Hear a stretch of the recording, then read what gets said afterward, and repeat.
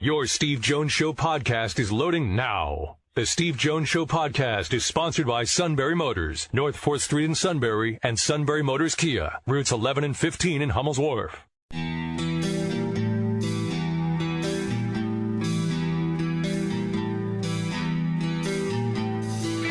Sports talk where your voice counts. This is the Steve Jones Show on News Radio 1070 WKOK. Now from the Sunbury Motors Studio, here's Steve Jones.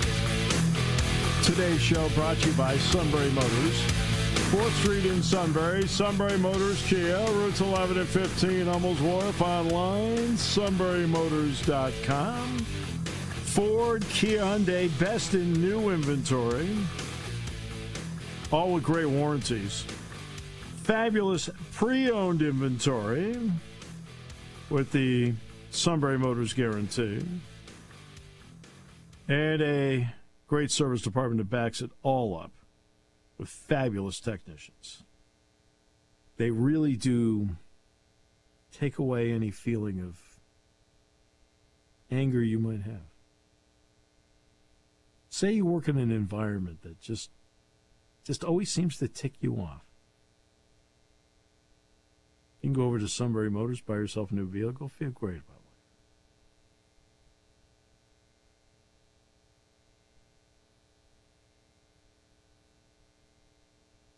it. It also helps keeping people away from creating an anger management department at the business you work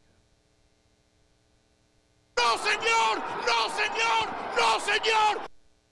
Imagine being mad at a guy who's spending money on your team. Wow. Interesting.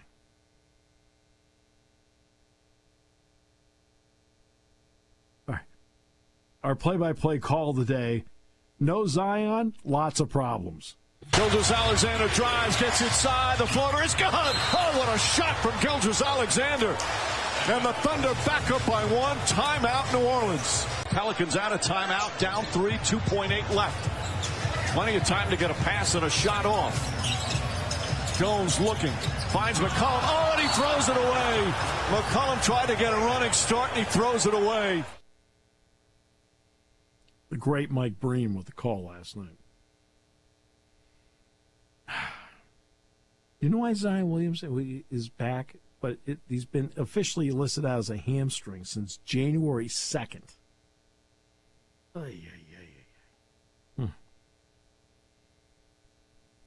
So, this anger you feel toward Josh Harris, where the Sixers are over the threshold, they have to pay back in because of the luxury tax.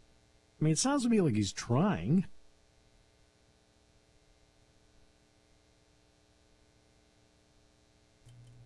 Oh, it's not for a lack of effort. It's just there's lots of stupidity on his part. It's very difficult living to your standard in life. Your wife spent $4 on a shirt. You're still angry about it.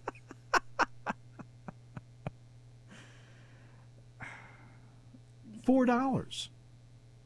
Okay? I mean, for goodness sakes, it was for a T.J. Watt shirt. I mean, my goodness, it was Fletcher Cox. It would have been $2. That'd be all right. Just as long as it was an Eagle shirt. It could be a penny. I don't care. That'd be even better. She is allowed to buy shirts that A, fit. Now, remember, he'll be out of this thing in a year. Okay. I might last him, too, for what the size he bought. But you never know. You could be right. I don't know. I mean, that's...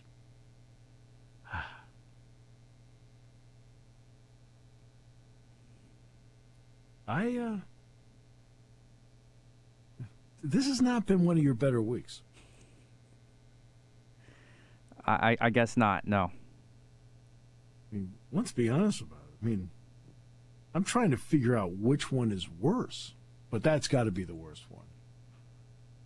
I allowed her to do it.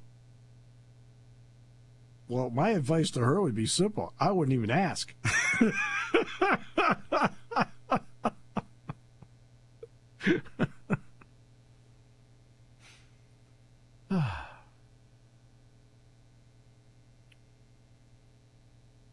Like, do all of us have to fill out permission slips with you now, or what do we have to do here?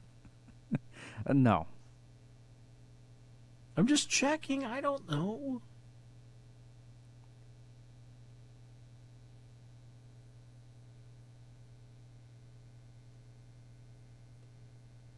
I'm concerned. So what's your other gripe of the day? You have to have more than one. Well, this one, I'm actually in full agreement with Matt Strahm of the Phillies. Did you see what he had to say he's about? Right. Yeah, he's right. In fact, you know what? I was going to bring this up the other day about the how they're pushing beer seals to the eighth inning. The reason they were cut off in the seventh inning, in the seventh inning stretch, was simple. They wanted people to, like, okay, have a little period of time before you get in the car and drive home. Okay? That's the whole purpose of it. Exactly right. I wish more players would speak out for that. And I've seen arguments on Twitter today that, oh, well, it's up to the individual person. The team shouldn't give up those sales because they're trying to help other people out. That's what they should do. Guess what? Especially when you go to a Phillies game or in a team that's doing well in attendance, you will be fine in alcohol sales. It doesn't matter when or you end them. You could go for 3 innings and end alcohol sales, and you will be fine. That's how much alcohol is consumed at a game, especially for a big market team. It's help your fans out. There was a reason why it was put in place to be in the seventh inning, and the reason was the right reason. Right? And there's a bottom line to it. And to me, the bottom line is you stick with the policy, and you want to know why you tell everybody you're going to stick with the policy? Because we care about you. At that point, you're a winner. And you never know if someone has a negative experience because somebody's driving drunk or you have some sort of incident happen because somebody had too much to drink. Well, then guess what? That may ruin the game day experience for that said fan, and you may not get their money back to come back to another game and buy tickets, buy the parking, buy the concessions, and everything else that comes with it. I mean, pushing it back 1 inning, look, it's an inning. Okay? Be smart, do the right thing. Matt Strahm is absolutely right. And it was something I was going to bring up yesterday when I saw the Brewers thing. And I'm like, oh, boy. You know what? This has to change. You can't sit there, you see something like that, and I said, that's not the reason the policy was put in place. The reason the policy was put in place was to do everything you can to prevent a problem so that you can come back to the next game. I'd rather have that than try and squeeze out a few extra dollars from a beer sale. I mean, the policy is in place for a reason. And the reason is a good reason. Right? Because, you just tell everybody, it's going to stay this way because we care. Right? You can come back and, if you want to have a few beers tomorrow night, great. Because we want to have you back. And we don't want you experiencing any kind of problem on the way home. Simple. I'd even argue it's contradictory to what Major League Baseball's purpose is of making the fan experience better, watching either in person at the game in this case or on TV, is to make the experience better. Fans wanted to see faster pace, more action, this and that. So you're supposed to be all about the fan. This goes against that. Yeah. 100% goes against that. Because if something happens to a fan related to alcohol, you lose that fan. You're done. Now, if they can somehow, some way get control of Dollar Dog Night.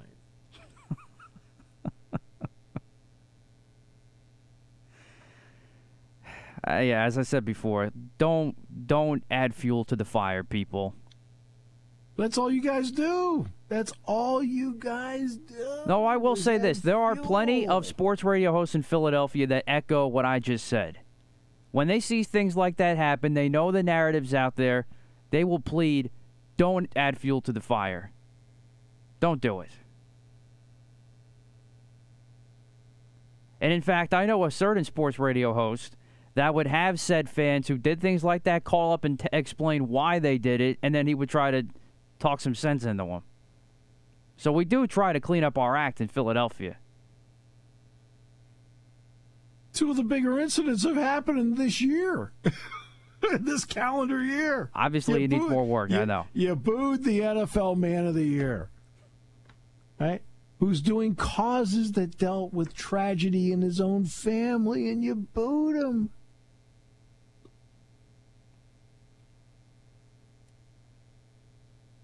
No offense.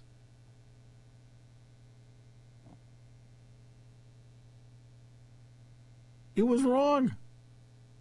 Dollar Dog Night. Let's start throwing them at each other. Wrong. I mean, come on.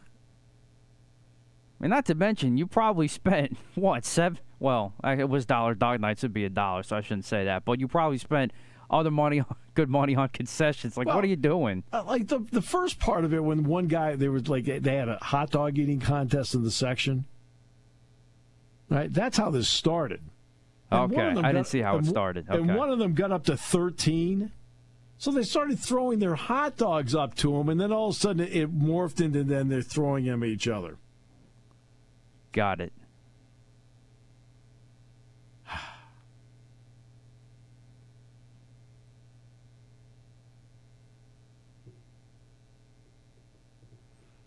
I hate when people do that too. Try to turn Dollar Dog Night into a hot dog eating contest. Like, no. Well, what do you expect? It's Dollar Dog Night. Yeah, but doesn't mean you have to have 30 of them in one sitting. Take advantage of the price and go get something else. When hot dogs are normally $6 or whatever it is. Well, no, you spent $30 on dinner, so you ended up with 30. I just, that doesn't appeal to me at all. I'm also not, like, if I had a choice between a burger and a dog, I go burger.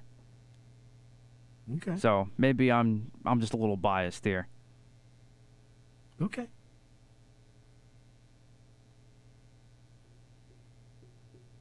Just thought I'd,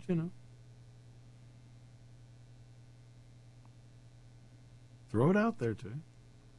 At least it was a successful Dollar Dog Night at Medler Field at Lebrano Park, I saw. Well, of course. And guess what? Everybody hung on to their food.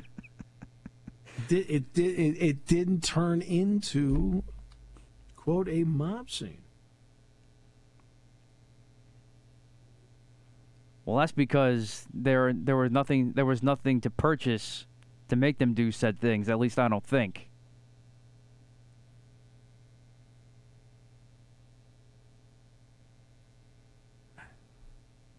But I guess they could have consumed said things before going to the game. So it is another day in the city of brotherly love neighborhood where you just sit back and shake your head.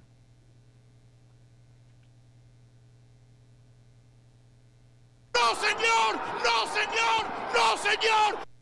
Maybe if you spent less time complaining about the Sixers owner buying the Washington team and more time on, I don't know, decency, it would pay off. What do you think?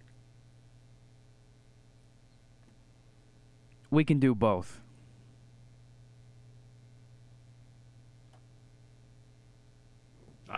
I'm struggling to know if you can do one.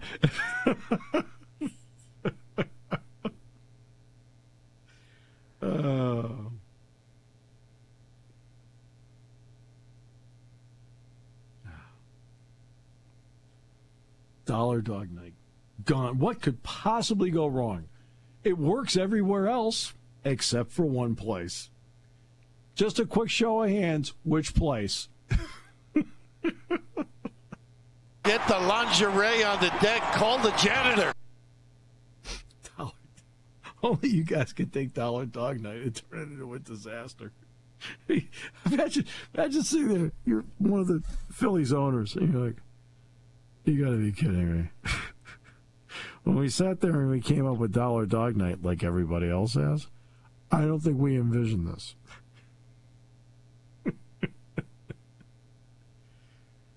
All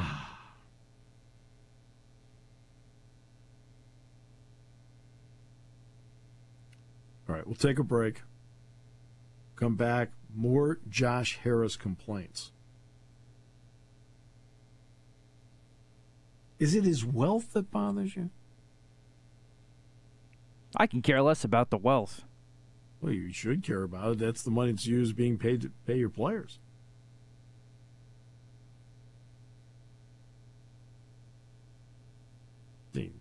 I don't want an owner that's can barely make the bills. I mean, now I feel like we're in the ABA.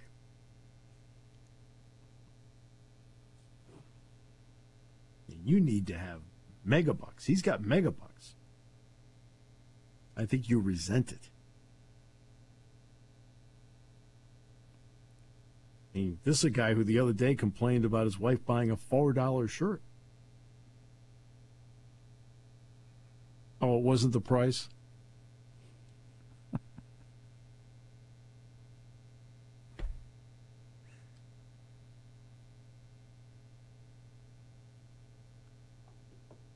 First time in 20 years, by the way. First time in 20 years. Pittsburgh has no playoff teams.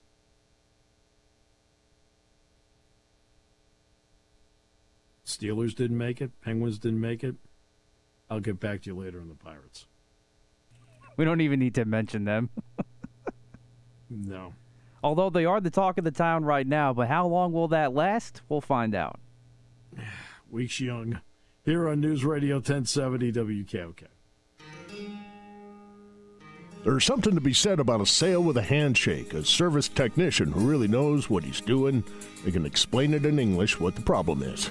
There's nothing better than having that friend you could trust in the area. That's Sunbury Motors, where you get selection, knowledgeable salespeople, and prices that fit your budget, and more important, that friend you can trust. Welcome to Sunbury Motors, Kia, Ford, and Hyundai. You could shop other dealers and compare prices, but at Sunbury Motors, you get their lowest price promise. They research the current used vehicle market and guarantee their used car prices are the lowest. If you find a lower price, Sunbury Motors will beat it. 3 dealers all in one. See their full new and pre-owned inventory at sunburymotors.com. Pick out a vehicle you like and schedule your test drive online. Follow them on Facebook. Sunbury Motors Ford and Hyundai, North 4th Street, Sunbury, and Sunbury Motors Kia, routes 11 and 15 in Hummel's Wharf. It is not done. There is no agreement. The final bid has not been submitted to the league. All of that are very important caveats.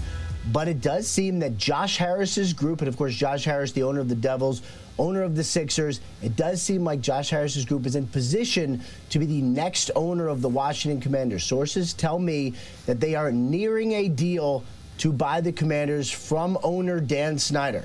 The bid likely comes in just under the $6 billion figure that Snyder targeted, but it is the highest bid. Jeff Bezos really was never a factor in this at all, despite being a subject of speculation from the media. Josh Harris probably the favorite at the beginning, certainly the favorite now. A deal at some point will likely be done in the coming days. It is just not done now. But what we know is that Josh Harris's group is nearing a deal. And you're disgusted. Yeah, I'm not thrilled. So you'd rather have Dan Snyder own them? No.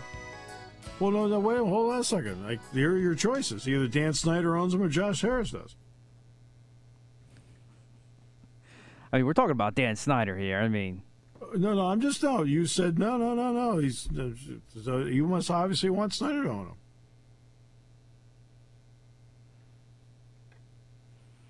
You're the only guy in America outside of Snyder's family. listen, Commander fans should rejoice because Dan Snyder, Josh Harris is not Dan Snyder, I can tell you that. But once this all kind of wears off a little bit, then we'll see the Commander fans start to maybe be a little upset with Josh Harris, the way he's running things. Just give it a couple years. Both of his teams were in the playoffs.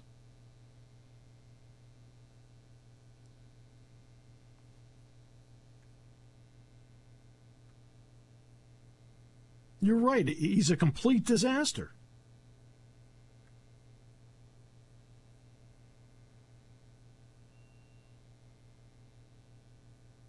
Yeah, his hockey team is 19 games over 500.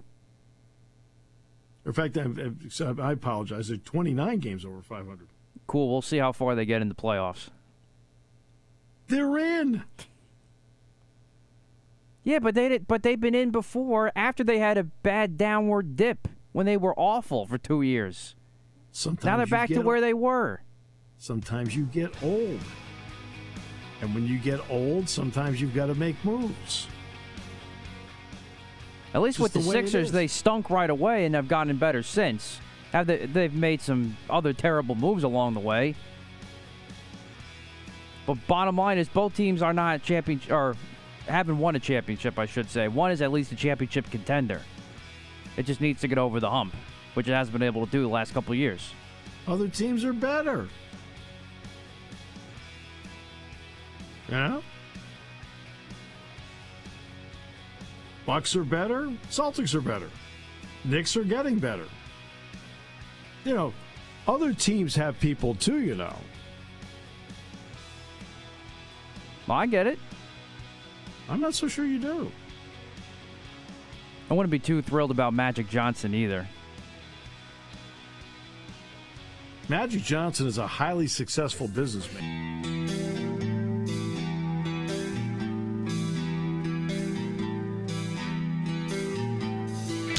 Sports talk where your voice counts. This is the Steve Jones Show on News Radio 1070 WKOK. Now from the Sunbury Motors Studio, here's Steve Jones.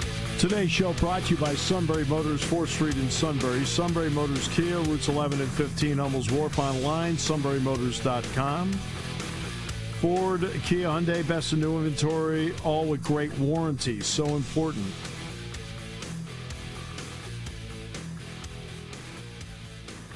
Great pre-owned inventory with the all-important Sunbury Motors guarantee. And a fabulous service department, great technicians that back all of this up for the life of the vehicle. All at Sunbury Motors, 4th Street in Sunbury. Sunbury Motors, Kia, routes 11 and 15, Hummels Wharf, online at sunburymotors.com.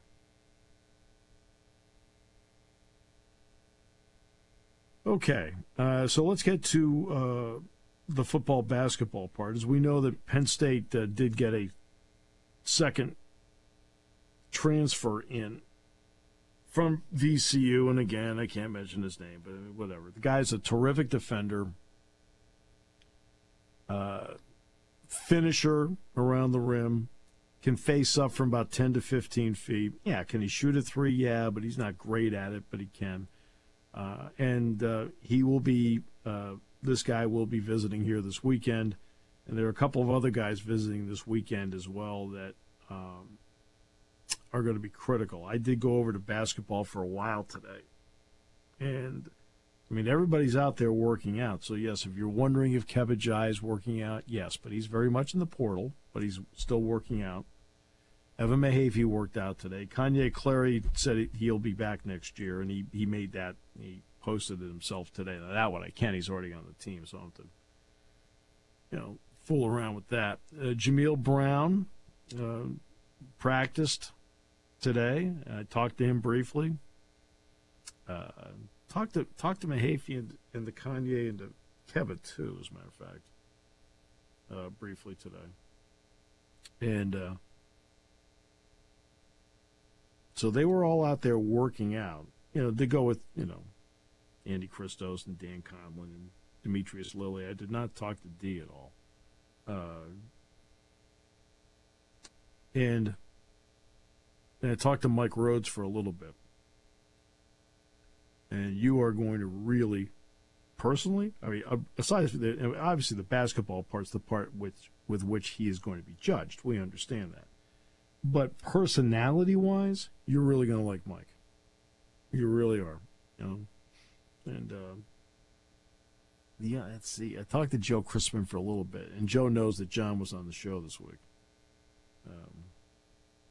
And Jimmy Martelli, I talked with him for a little bit.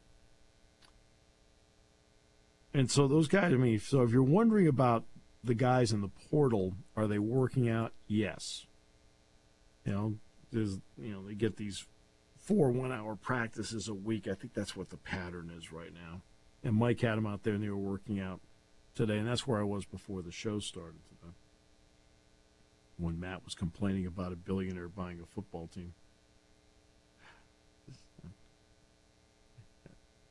You worry me sometimes.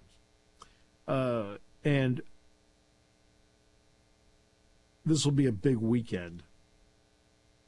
And I think it's really important that they're able to bring these guys in this weekend. They can showcase Penn State with the backdrop of the blue-white game, which is really important. Football will have over several different classes around 200 recruits on hand.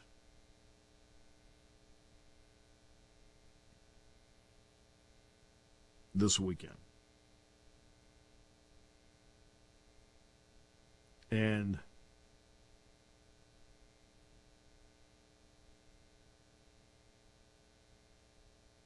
that'll be part of what's happening with recruiting.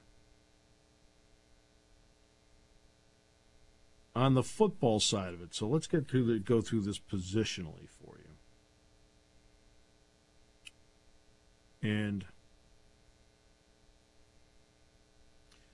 the quarterback part's the part that you'll watch play out between Drew and Bo, and you'll see when you see Jackson Smolik out there. I'm going to guess, just based on what I've seen, you'll come to probably the same conclusion I did. You can see why they recruited him. And James was kidding around with me on the talk show last night about how they got him out of the Penn State recruiting hotbed of Iowa. Singleton and Allen have been exactly what you would think Singleton and Allen would be in the spring. I will say this, though. They both are actually better. You want, again, the old adage that Joe always had, you either get better or you get worse, you never stay the same. Those two have not stayed the same. They've both been able to get better. And for Singleton, part of the better has been he is, in my opinion, has become a better and more reliable pass receiver, which is huge. Because getting him in space in the open field, and you see how effective Katron is in the open field. And by the way, personality-wise, Katron Allen is really coming out of himself. It's really terrific to see. So now let's get to the offensive line. It is great that they can put two offensive lines out there where you feel like you have some good players in that offensive line. And that makes a big difference. Big difference. And Hunter Nourzad's moved over to center. Getting Landon Tengwall back, big plus to go with Sal Wormley. Caden Wallace, in my opinion, has had his best spring. And Olu Fashanu is Olu Fashanu. Let's face it, I'm going to be extremely prejudiced when I say that, but I can't imagine there's a better left tackle in college football than Olu.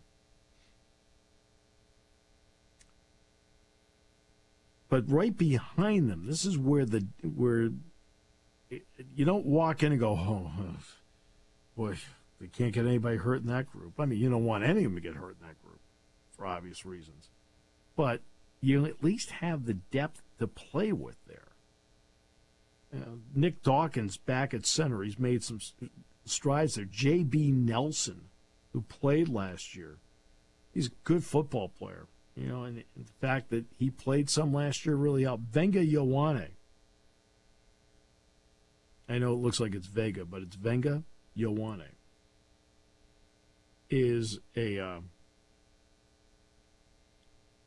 terrific player that can play multiple positions.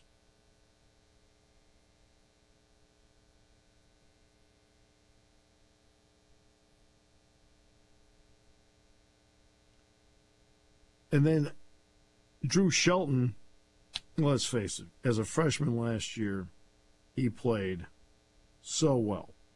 I mean, and you look at the touchdown run, for example, that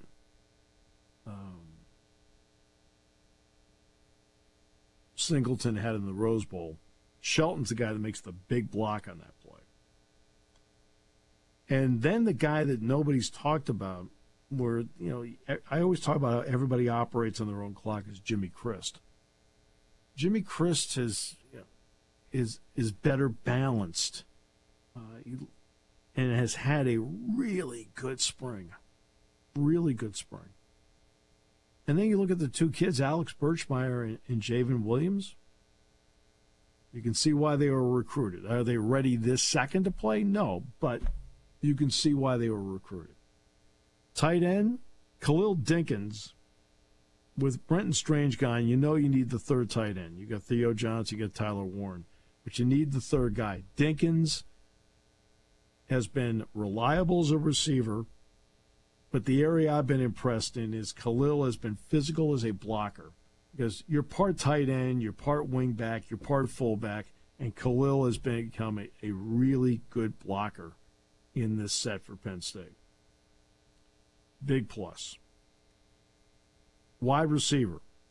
Keandre Lambert-Smith finished well down the stretch. Great game with Michigan State. Terrific Rose Bowl. Trey Wallace has had himself a really good spring. A really good spring. Now the question is going to be, who is the third guy? And then who's fourth, fifth, sixth? And, eventually you're going to have to get, you may have to play as many as 7 guys out there. Now, we all know there's somebody coming in that has a real chance to be that third person. But, we'll get to that when he's actually on campus. But when you look at the other players, Amari Evans, Malik Megan, Liam Clifford, Malik McLean, Christian Driver, what they need to develop, it's not like those guys have not made plays. They have all made plays. But what James Franklin needs is that he needs them to make plays, play in and play out. Not game in and game out, play in and play out. That's what he's looking for. They need that level of consistency. Well, 2 plays back-to-back, terrific. Third play, you're like, oh, boy. Right, then 2 more plays back-to-back, and then the third play, you're like, okay. You need to be really good, and that level of consistency, play in and play out. Not even quarter in and quarter out. Play in and play out. And that's what James needs to see, that level of consistency out of those guys as they vie to be 3, 4, 5, 6, or 7.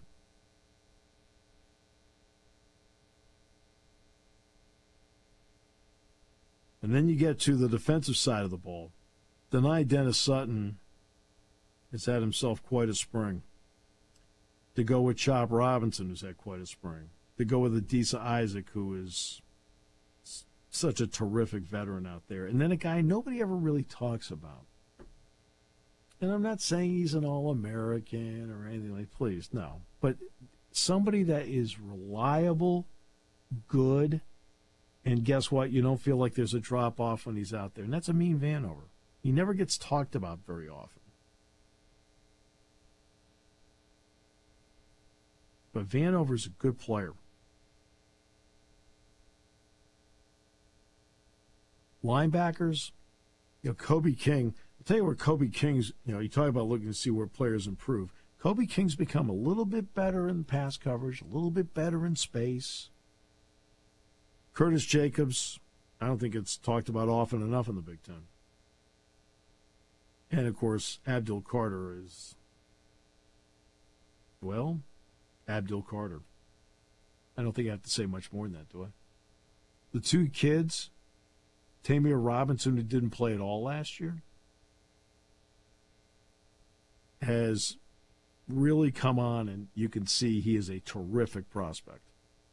Lateral movement, good instincts. And Tony Rojas, everybody's talked about, he's put on 29 pounds. He's up to 224. Okay, that's fine, but you'll get a chance to see Tony Rojas, the football player. He has, in my opinion, excellent instincts out there. He knows how to play. Doesn't mean he's going to be perfect. Nope, didn't say he was going to be perfect. But has excellent instincts. And you can tell he knows how to play. And then you go to the secondary, whether it's Jalen Reed, Keaton Ellis. Keaton's had his best spring, no question. Zakee Wheatley, K.J. Winston. You go to central casting on K.J. Winston. Like, I need somebody to play the role of a safety here. K.J. Winston in central casting would be that guy. He looks the part. And then, of course, Zakee Wheatley. I think I mentioned Zakee already.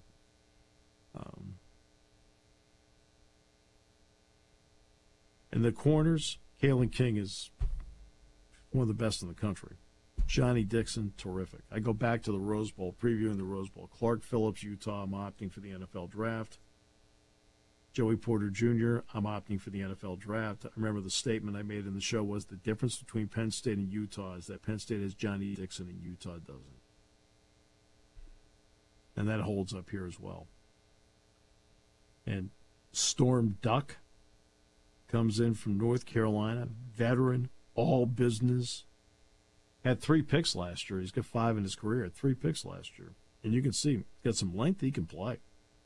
And Cam Miller, young player. There's a reason he got put in the rotation, a reason why he got put on the special teams all last season. And Cam knows how to play. And then another guy in the secondary, take a look, Mekhi Flowers. He's another guy. This scrimmage is important in this regard.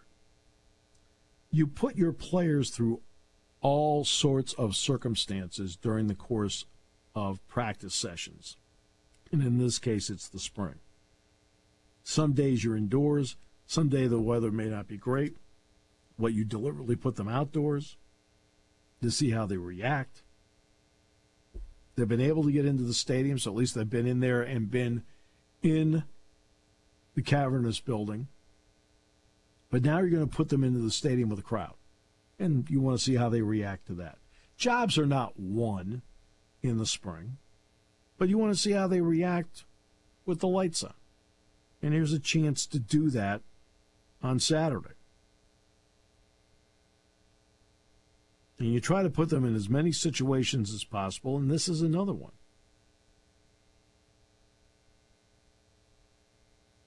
And I realize that people will make judgments out of watching it, and I totally, completely understand it because it's the only time you get to see it.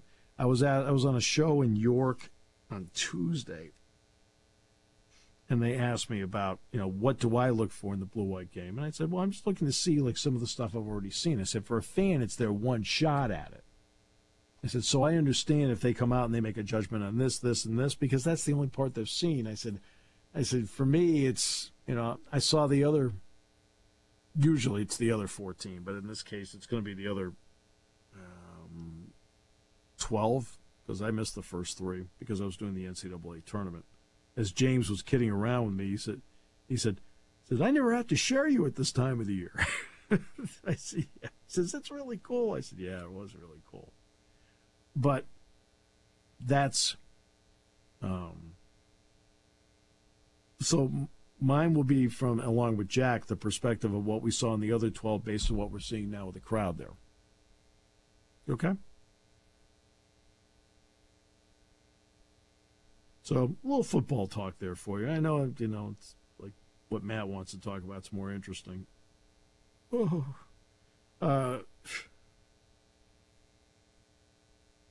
There'll be more complaints tomorrow. I'm always up for some good football talk.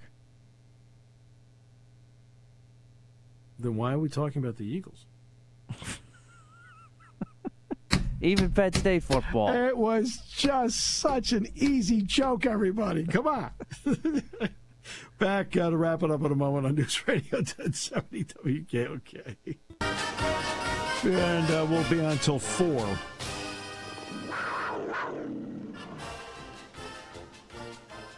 Here on News Radio 1070 WKOK. And we'll give you our perspective of what we've seen to this point in the spring and try and talk about as many guys as possible, which is what we'll need to, to give everybody at least a perspective on, what we've seen to this point.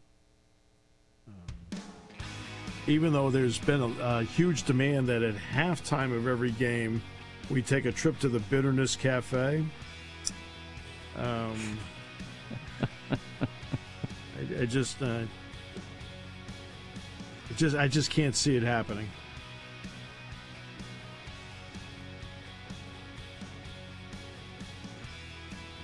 Well, I look forward to being there myself. With all that vitriol? No vitriol, just there enjoying a good afternoon of football. I mean, now I'm starting to get people on the football program asking if you're going to show up. Like, I try to protect you. Always appreciated. But this time I couldn't.